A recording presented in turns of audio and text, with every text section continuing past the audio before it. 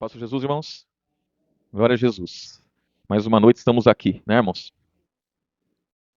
Vencemos o frio, vencemos o dia. Estamos aqui mais uma noite. 1 Coríntios, irmãos, capítulo 6, versículo 9, irmãos. 1 Coríntios, capítulo 6, versículo 9. Aqui o apóstolo Paulo está orientando a igreja de Coríntios, né, irmãos? Está orientando a igreja de Coríntios e está falando do litígio entre os irmãos. Então lá, com certeza, os irmãos, eles estavam tendo prejuízo um com o outro lá. E aí eles estavam levando esse problema diante de autoridades, diante daqueles de fora da igreja. E o apóstolo Paulo ele fala assim: vocês que estão unidos aí, na mesma palavra, vocês conseguem resolver essas coisas? E vai levar isso aí às autoridades? E aqui no capítulo 6, né? No versículo 2, ele diz assim, irmãos, ó. 1 Coríntios. Eu vou ler do 1 em diante aqui, irmãos, para não ficar. Versículo 1, né? 1 Coríntios, capítulo 6, versículo 1. Ousa algum de vós, tendo algum negócio contra outro, ir a juízo perante os injustos e não perante os santos? Não sabeis vós que os santos hão de julgar quem, irmãos? O mundo. Que coisa, né, irmãos? Então, os santos, quem é o santo, irmãos? É aquele que é separado, né, irmãos? Aquele que é santificado, aquele que somos nós. Então, nós julgaremos o mundo. De que forma, irmãos?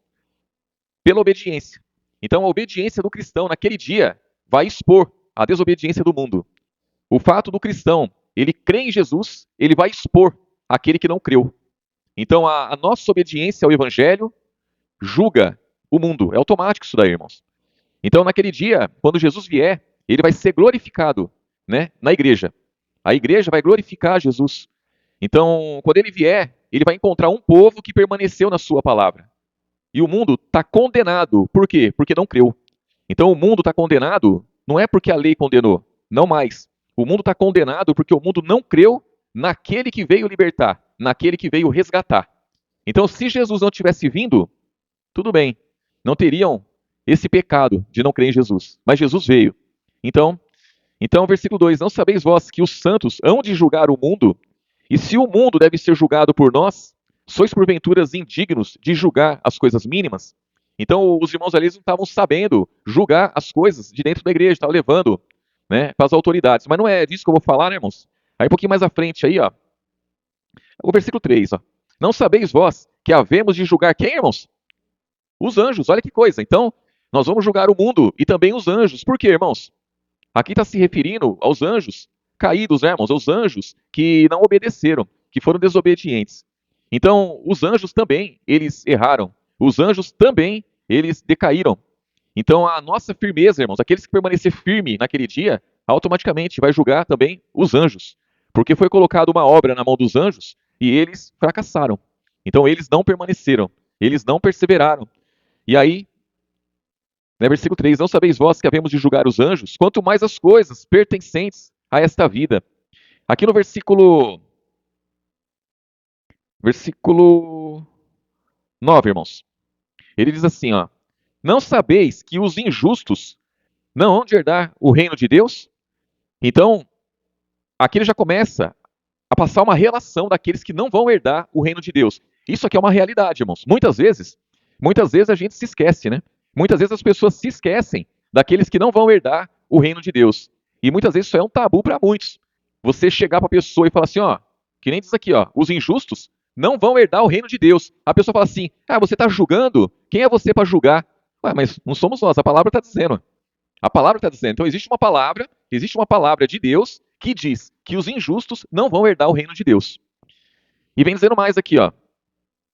Versículo 10. Não erreis, nem os devassos, nem os idólatras, nem os adúlteros, nem os efeminados, nem os sodomitas, nem os ladrões, nem os avarentos, nem os bêbados, nem os maldizentes, nem os roubadores herdarão o reino de Deus. Então, irmãos, tanto os sodomitas como os efeminados. Irmãos, não adianta o cidadão falar assim: "Ah, eu tenho o meu jeito, mas eu não tenho caso com homem nenhum". É efeminado? Vai para o inferno. Tá certo isso aí, irmãos. Tá declarado. Não é só aquele homem que tem caso com outro homem, não é isso não. No caso dos sodomitas aqui, não é isso não. Esse daí já vai para o inferno mesmo, vai para o lago de fogo, se não se converter. Mas os efeminados também vão. Então a pessoa leva a vida de qualquer jeito e anda por aí envergonhando, não é, irmãos? Envergonhando pai, mãe, e envergonhando a palavra, e vai que vai, e vai que vai, irmãos. Não importa se a pessoa não tem uma relação afetiva com alguém. É efeminado? Vai para o lago de fogo, é o que a palavra diz. É o que a palavra diz. Não é cristão nenhum que fala isso. Quem falou foi o Espírito Santo na vida do apóstolo Paulo. E aí diz aqui, ó. Aí versículo 11, ó. E é o que alguns têm sido. Mas olha só aqui, irmãos. Mas haveis sido lavados, haveis sido santificados, haveis sido justificados em nome do Senhor Jesus e pelo Espírito do nosso Deus. Então, todos têm oportunidade, irmãos, de se converter.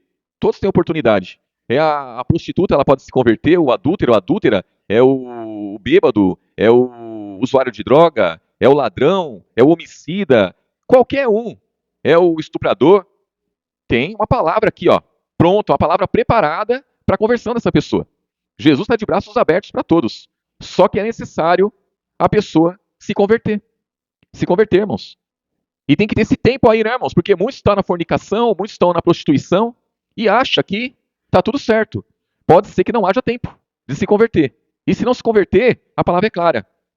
O injusto vai para o lago de fogo, não vai herdar o reino de Deus. O injusto não vai, nem os devassos, nem o... Não vai. Então isso aqui, irmãos, a palavra está deixando bem claro isso daqui.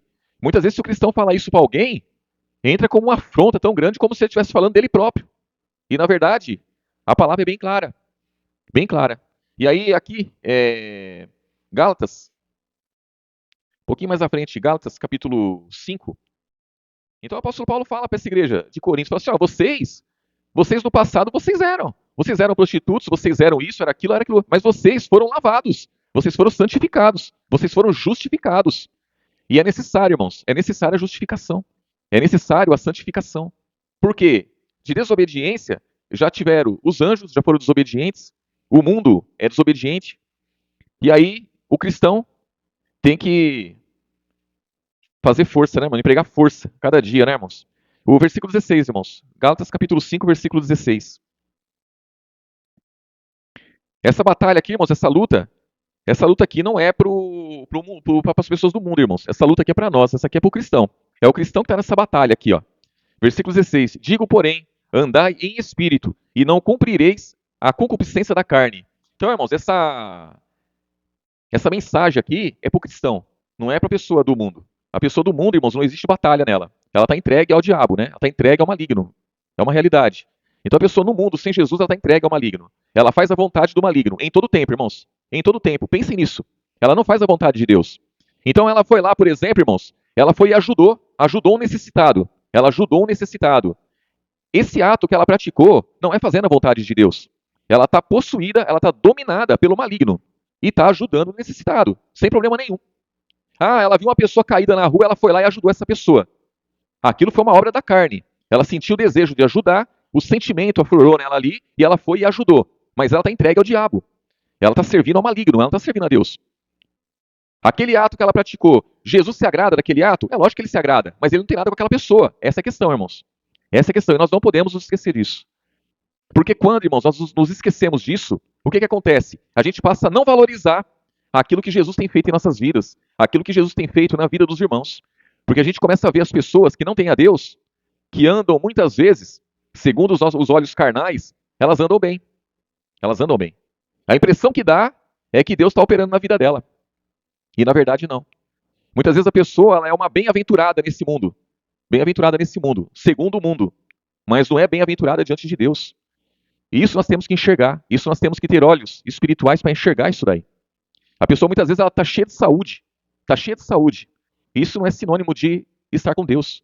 Isso não é sinônimo de bem-aventurança diante de Deus. É bem-aventurado diante do mundo. Para o mundo isso é importante.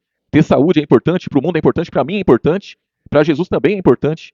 Mas ele não tem nada com essa pessoa, por quê? Porque ela não crê nele. Ela não crê na palavra dele. E aí diz aqui, ó, versículo 17, ó, essa aqui é a batalha, irmãos, que há em nós. Porque a carne cobiça contra o espírito, quer dizer, ela investe contra o espírito. E o espírito contra a carne. E esses opõem-se um ao outro, para que não façais o que quereis. Vocês não entendem isso aqui, irmãos? Imagine que quando você quer fazer o bem, o mal investe contra o espírito que está em você, que está ali agindo para que você venha fazer o bem. Há essa batalha, essa luta. Então a nossa carne, irmãos, a vontade da carne, ela é forte demais. Sempre vai haver essa batalha na vida do cristão. E no meio dessa batalha, irmãos, que é o problema. Conviver com essa batalha é o problema para todos nós. O problema para todos nós. Essa luta aqui, ó, essa batalha. Versículo 18. Mas se sois guiados pelo Espírito, não estáis debaixo da lei. Porque as obras da carne são manifestas, as quais são prostituição, impureza, lascívia, idolatria, feitiçaria, inimizades, porfias, emulações, iras, pelejas, dissensões, heresias, invejas, homicídios, bebedices, glutonarias e coisas semelhantes a estas, acerca das quais vos declaro, como já antes vos disse, que os que cometem tais coisas não herdarão o quê, irmãos? Então aqui o apóstolo Paulo ele fala para os Gálatas também. Ele falou para a igreja de Coríntios e ele falou também para os Gálatas. Que essas obras aqui, irmãos, quem pratica essas obras, quem está nessas obras, quem permanece nessas obras, não herdarão o reino de Deus. E aí diz aqui, ó, versículo 22. Mas o fruto do Espírito é... Aí o fruto do Espírito é tudo isso daqui, irmãos. Ó. Isso aqui tudo compõe o quê? O fruto do Espírito. A caridade, o gozo, a paz, a longanimidade, benignidade, bondade, fé, mansidão, temperança. Contra essas coisas, não há lei. Aí eu pergunto para os irmãos, isso aqui, irmãos, isso aqui tudo, ó, a caridade, o gozo, a paz, a longanimidade, benignidade, a bondade, a fé, a mansidão e a temperança. Quer dizer, o domínio próprio. Isso aqui, irmãos, compõe o fruto do Espírito. Isso daqui é de Deus. Aí os irmãos podem perguntar assim, podem falar assim para mim, mas no mundo tem uma pessoa que eu conheço que ela é caridosa, ela é bondosa, ela tem domínio próprio.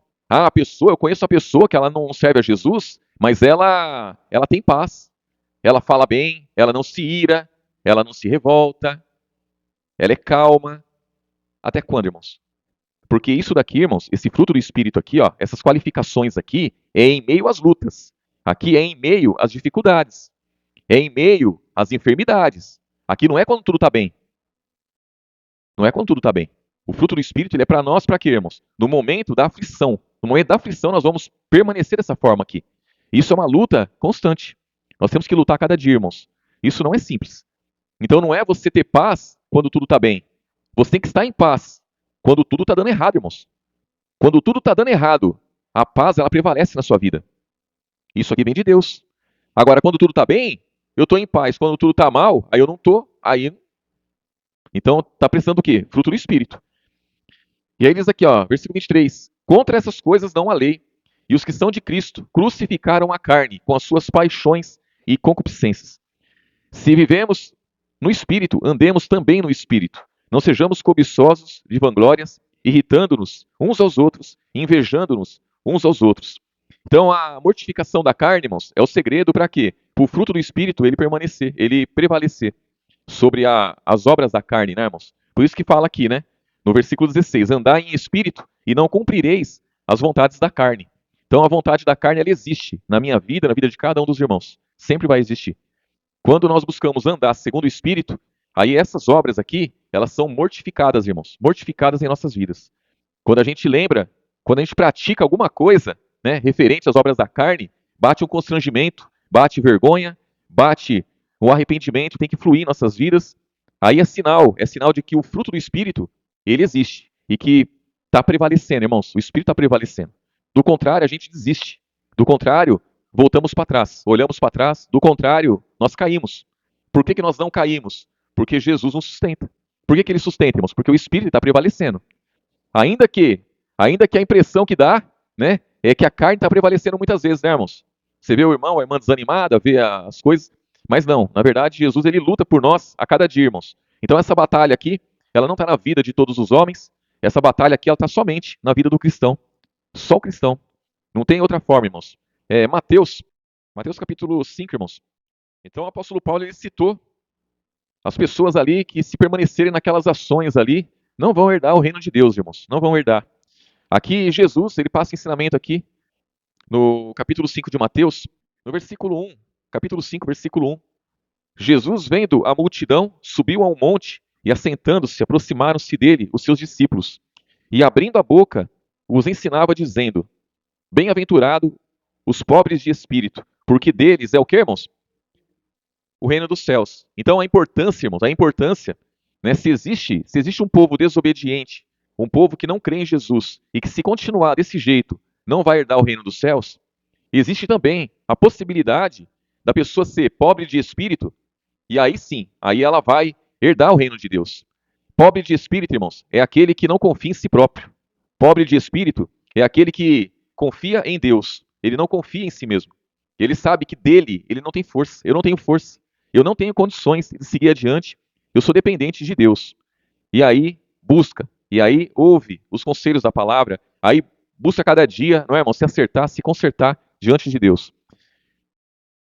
Versículo 3, né? Bem-aventurados os pobres de espírito, porque deles é o reino dos céus. Bem-aventurados os que choram, porque eles serão consolados.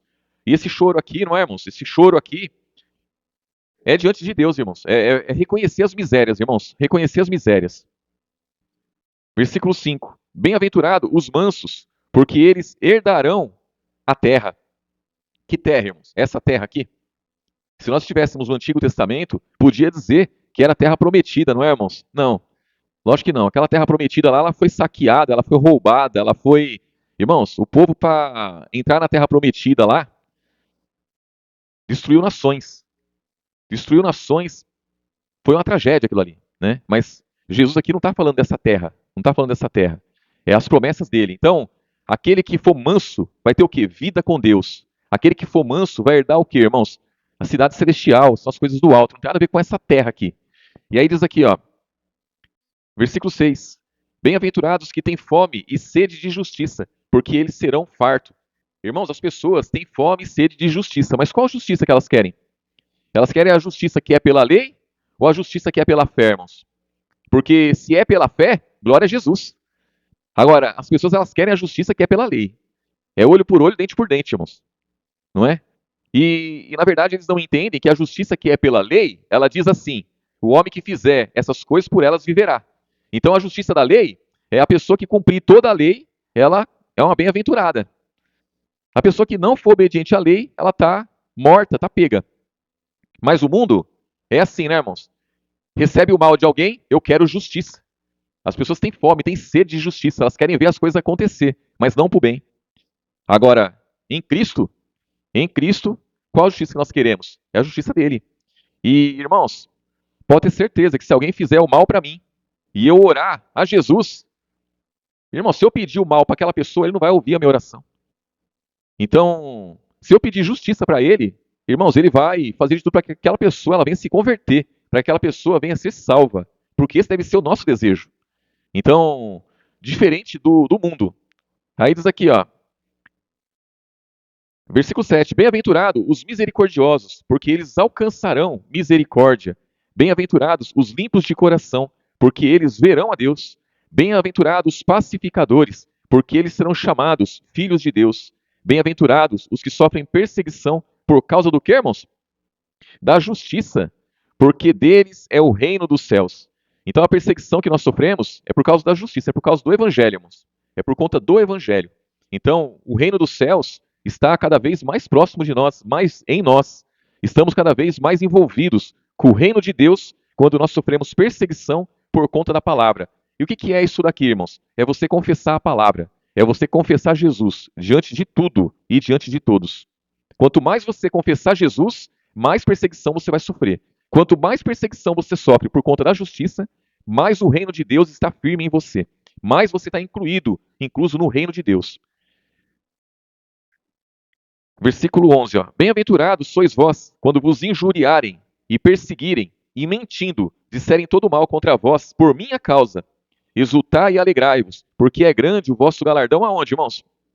Nos céus, porque assim perseguiram os profetas que foram antes de vós. Os profetas, irmãos, lá do Antigo Testamento, eles morreram de morte trágica lá, porque eles profetizaram acerca de Jesus. Então, se eles tivessem profetizado só as desgraças lá do Antigo Testamento, talvez eles não tivessem morrido como morreram. Mas por profetizar acerca da vinda do Messias, da graça que havia de se manifestar, da salvação que havia de se manifestar, do amor que havia de se manifestar, por isso eles foram mortos. Eles foram perseguidos e mortos. Eles não deixaram de confessar isso daí. Eles não deixaram, e eles morreram. Jesus está dizendo que assim como perseguiram eles, assim como fizeram com eles, também farão conosco. E é motivo para cada um de nós, irmãos, se alegrar. Viver em Cristo, irmãos, não é brincadeira. É uma batalha grande que nós enfrentamos. Ainda que muitas vezes a gente não perceba, mas enfrentamos uma batalha muito grande. O fato de você ser firme nos cultos já é uma batalha muito grande. Você enfrenta uma batalha, você enfrenta dificuldade para poder estar nos cultos. Se você parar para pensar todas as batalhas que você enfrentou para poder estar nos cultos, para poder ser frequente, para poder estar nos eventos da igreja, para poder, irmãos, ler a palavra, para buscar entender a palavra, o tanto de luta que você enfrenta, tudo isso, irmãos, é perseguição. Porque se você não fizesse isso, você não teria enfrentado problema nenhum. Nós enfrentamos problemas com família, problemas com trabalho, com tanta coisa, tantas pessoas, irmãos, que se mostraram ali chateadas conosco no decorrer da trajetória aí. Quantas pessoas se demonstraram ali chateadas, se demonstraram inconformadas com a gente. Por conta de quê, irmãos? Da gente querer seguir após Jesus. Se tivéssemos aberto mão disso, teríamos negado Jesus e pode ter certeza que ou não estaríamos aqui, ou o nosso galardão lá no céu seria muito menor. Mas, com certeza, cada um dos irmãos já sofreu bastante perseguição pelo nome de Jesus. Sofreu muita perseguição por conta do Evangelho. Isso eu estou dizendo, as perseguições declaradas, as pessoas, a gente vê as pessoas se voltam contra mesmo a palavra. Mas e aquilo que nós não vemos? A batalha espiritual, irmãos. Imagina a perseguição que existe contra nós por parte dos demônios. Se nós conseguíssemos ver o mundo espiritual, irmãos, a gente ia ficar perplexo. Tem muito irmão que não ia suportar ver o mundo espiritual. O tanto de demônios que tenta nos afligir, nos atacar, quer dizer, que nos ataca mesmo, e que tenta nos derrubar, e que quer acabar com a gente, irmãos. O tanto de demônios.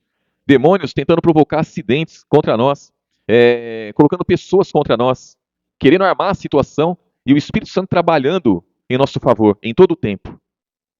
Nós não conseguimos ver a investida dos demônios, e também não conseguimos enxergar o quanto o Espírito Santo nos ajuda. Se a gente conseguisse ver tudo isso, talvez nós fôssemos mais gratos, né, irmãos? Mais gratos a Jesus. Talvez a gente valorizasse mais, né, a palavra. Mas por não ver isso daí, muitas vezes passa batido. Muitas vezes nós oramos, por exemplo, por um filho, oramos por um familiar, e as coisas não acontecem. A gente não vê as coisas acontecendo como a gente queria que acontecesse. Mas a gente não consegue enxergar o quanto a nossa intercessão é importante para aquela pessoa. O quanto que Jesus já livrou aquela pessoa do mal maior. E a gente não consegue ver isso daí. Então a pessoa, muitas vezes, ela está passando por uma dificuldade, nós oramos por ela. Para que a palavra chegue a ela, para que ela venha despertar. E muitas vezes ela continua, né, com a vida dela ali, e a gente acha que Jesus está de braço cruzado, irmãos. Acha que ele nem ouviu a nossa oração. Mas pode ter certeza, irmãos, que os demônios, eles partem para cima de nós, eles partem para cima dos nossos familiares, eles querem nos afligir de todas as formas. E com certeza, Jesus, ele impede muito o trabalhar deles. Impede demais, irmãos. Impede demais. Porque eu fico imaginando, né? Se os demônios querem afligir uma irmã que é cristã, firme ali, quer afligir ela. O que ele vai usar para afligir ela, irmãos? Qual a forma mais fácil dele afligir essa pessoa, essa mulher? É investindo contra o filho dela, não é, irmãos? Quer afligir uma mãe é investir contra um filho. E quantos filhos estão no mundo aí, irmãos? Não é? E as irmãs estão firmes. E imagina o quanto de demônio não tem investindo contra os filhos, investindo contra os maridos que estão no mundo. Para quê? Para afligir o cristão. E eles são barrados muitas vezes. Eles são impedidos de fazer o que eles querem. Porque se eles pudessem, irmãos, se eles pudessem, eles destruíam a família do cristão.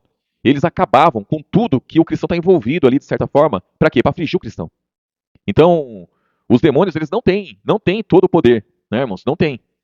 Tem o príncipe desse mundo, tem. O príncipe desse mundo, ele opera grandemente. Mas o cristão, ele tem um poder muito grande, irmãos. Tem o poder de interceder, tem o poder de orar a favor, tem o poder de levar a salvação adiante. O cristão, ele tem um poder muito grande nas mãos, que muitas vezes a gente abre mão disso, irmãos. E não podemos abrir mão.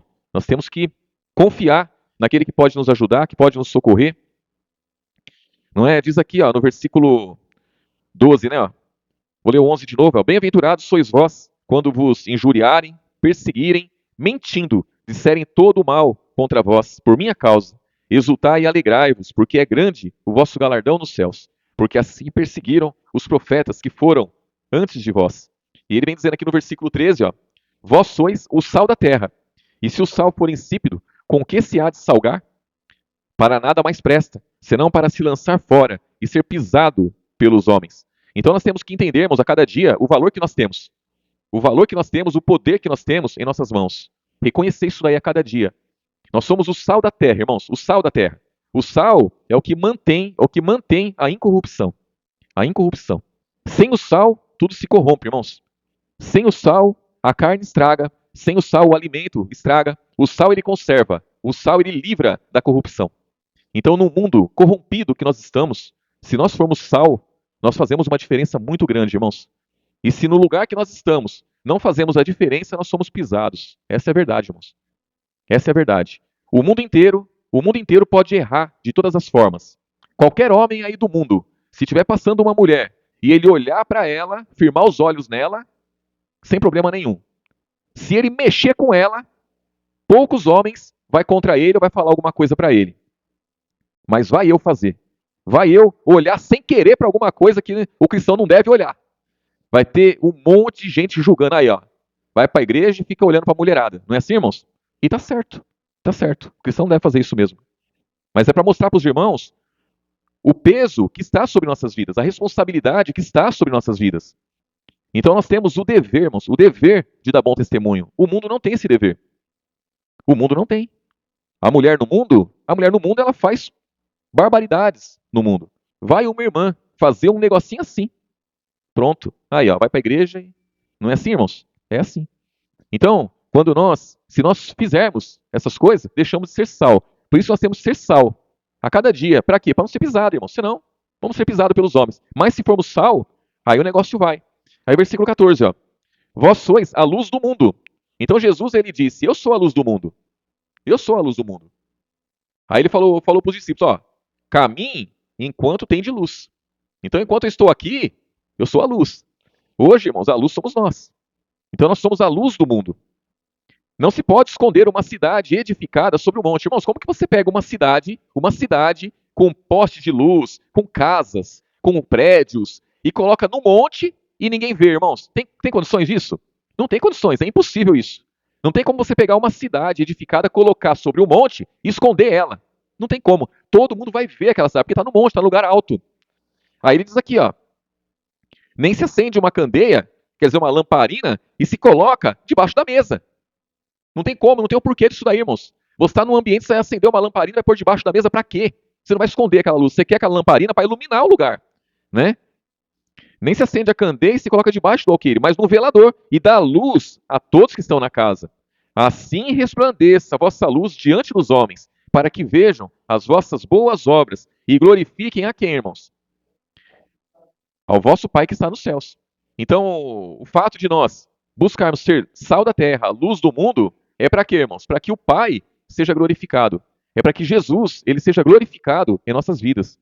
E aí que vem aquela questão, né, irmãos? Se ele estiver em nós e nós estivermos nele, tudo que nós pedirmos, irmãos, vai ser feito. Então, se nós glorificarmos a ele, buscar a cada dia ser luz do mundo, ser sal da terra, obediente à sua palavra, os bem-aventurados aqui, ó, sermos bem-aventurados, segundo ao que Jesus nos ensinou. Irmãos, tudo dá certo. Tudo flui, as coisas acontecem. Se nós não confiarmos em Jesus, se não confiarmos na palavra, se achar que, irmãos, estamos perdidos. Então temos que crer a cada dia, confiar mais e mais naquilo que ele tem nos dado. A palavra, irmãos, ela é bem simples. Tanto que o apóstolo Paulo ele diz, né, que ele não se envergonhava do evangelho de Cristo. Por quê? Porque é o poder de Deus. Então, no decorrer aí da caminhada, irmãos, vamos ter muitos motivos para se envergonhar da palavra. Porque a nossa carne vai querer nos encaminhar por esse caminho aí, de se envergonhar da palavra, de tão simples que ela é. Tão simples. Muitas vezes vai acontecer coisas em nossas vidas e a gente vai querer se envergonhar daquilo que Jesus nos ensinou, como sendo algo muito simples, simples demais. E não, nós temos que nos alegrarmos. Temos que dar glória a Deus pela palavra que ele nos deu. Amém, irmãos? Jesus abençoe grandemente os irmãos. Vamos orar.